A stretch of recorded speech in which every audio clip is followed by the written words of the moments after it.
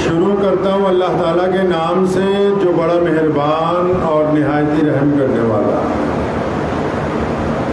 تمام حضرات درود شریف پڑھ لیجئے پہلے. اللہم صلی علی محمد وعلی آل محمد کما صلیت علی ابراہیم وعلی آل ابراہیم انکا حمید مجید.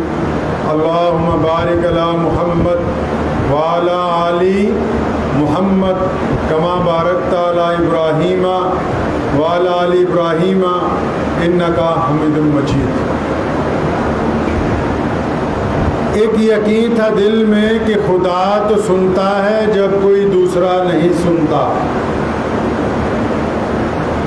ایک یقین تھا دل میں کہ خدا تو سنتا ہے جب کوئی دوسرا نہیں سنتا. بالآخر مجھ پہ یہ راز کھلا کیا وہ سنتا ہے کیا نہیں سنتا. وہ سمیع و بصیر ہے لیکن بے عمل کی دعا نہیں سنتا. یہ فیصلہ ہے دین فطرت کا, یہ فیصلہ ہے دین فطرت کا کہ بزدلوں کی خدا نہیں سنتا. میرے لیے بڑے ہی قابل احترام مسلمانوں کی جانی پہچانی شخصیت جناب سراج الدین قریشی صاحب, صدر اسلامک کلچرل سینٹر دلی, ان کے ساتھ تشریف فرما یعقوب صاحب. میں اصل میں آنے کا سبب میوات اس لیے ہوا کہ یہ دو نوجوان حیدر علی اور کیا نام ہمارے اسٹیج سیکرٹری صاحب دانش بھائی, تو ان دونوں حضرات سے 2-3 دفعہ ملاقات ہوئی تو انہوں نے بڑی خوشی کی خبر سنائی کہ ہم بیٹیوں کے لیے میوات میں ایک اسکول کھولنا چاہتے ہیں. میوات ہمارے لیے کوئی نیا نام نہیں ہے. ہمارے خاندان نے 300 سال سے ملک کی جنگ آزادی کے لیے کام کیا ہے. 362 سال لڑائی لڑی ہے انگریز کے خلاف, 1-2 دن نہیں. اس کے بعد جب ملک تقسیم ہوا, مولانا حبیب الرحمن لدھیانوی وہ پہلی شخصیت ہے جو چاہتے تھے کہ مسلمان نہ جائیں. تو اس زمین پر میرے دادا محترم رحمۃ اللہ علیہ نے حضرت مولانا شاہ عبد القادر صاحب رائے پوری رحمۃ اللہ علیہ کے ساتھ مسلمانوں کو یہاں روکنے کے لیے پنڈت جواہر لال نہرو سے مل کے اس وقت نمایاں کردار ادا کیا جب بڑے بڑے لوگ خوف کی وجہ سے پاکستان کی طرف بھاگ رہے تھے. میوات کے مسلمانوں کی ایک بڑی تاریخ ہے. ملک کی آزادی میں انہوں نے بڑی قربانیاں دی ہیں, اور پھر جماعت کا جب سلسلہ ہوا تبلیغ کے اندر بڑی قربانیاں پیش کی. آج ملک کو آزاد ہوئے 75 سال ہو گئے, ہم امرت مہوتسو منا رہے ہیں. تو کیا اس امرت کے کچھ رس میواتیوں کے حلق سے بھی نیچے اترے کہ نہیں اترے؟ ہم کس مقام تک پہنچے ہیں؟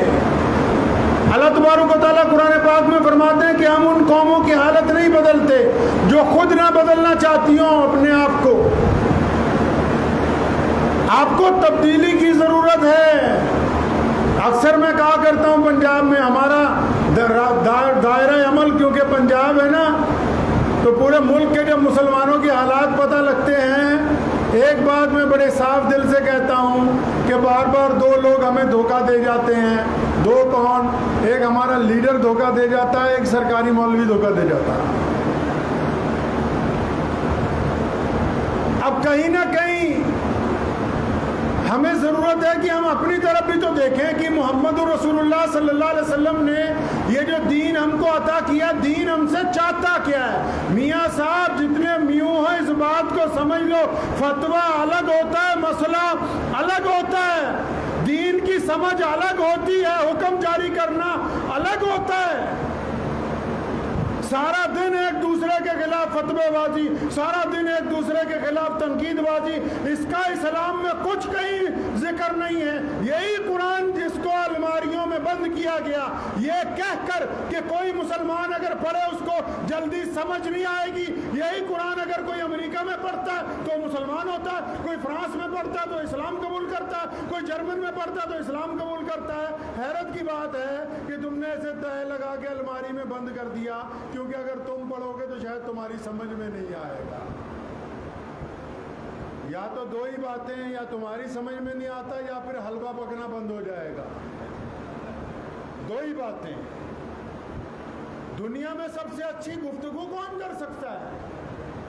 دنیا میں سب سے اچھا کلام کون کر سکتا ہے؟ دنیا میں اگر کوئی اچھے طریقے سے بات کر سکتا ہے تو وہ اللہ ہے۔ اور اللہ کیسے بات کرتے ہیں؟ اللہ اپنے قرآن کے ذریعے بات کرتے ہیں، اور قرآن رکھ لیا ہم نے مردے بخشوانے کو۔ ہاں جی، مولوی بھی کہتے ایک کدھا چودھری گڈی چڑھتا رہے، کوئی نہیں حلوہ کھائی جائیے نال نال۔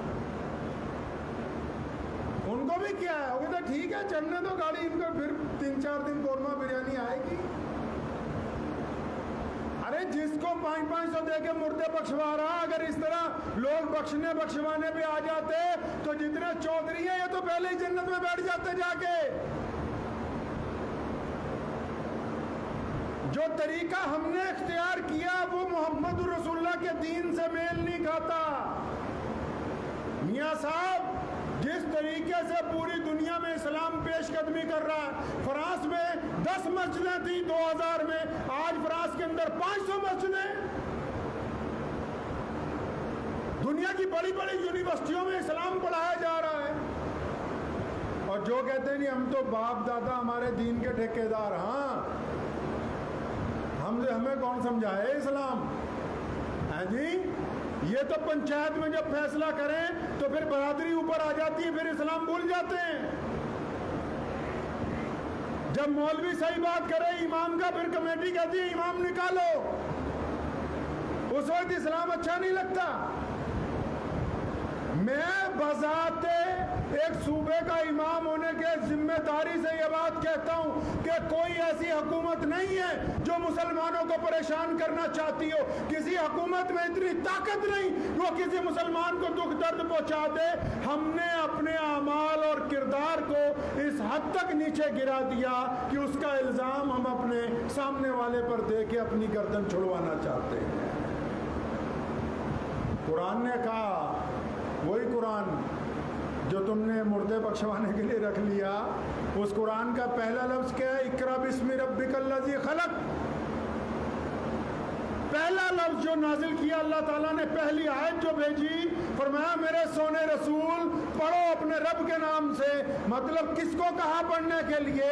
یہ پوری کائنات میں جتنے لوگ پیدا ہوئے، بیٹے ہوں بیٹیاں ہوں بوڑھے ہوں جوان ہوں، قرآن کا پہلا لفظ ہی آیا اقرأ بسمی، کہ پڑھو اپنے رب کے نام سے۔ اب جن کو پڑھنا لکھنا سکھایا گیا ہو وہ کہتے نہیں ہم پڑھیں گے نہیں، پنچایت پہلے کریں گے۔ پنچایتیں اگر کسی کو عزت دلوا سکتی تو آج تو تمہارے پاس 5-10 کیبنٹ کے منتری ہوتے، پنچایتیں کسی کو عزت نہیں دلوا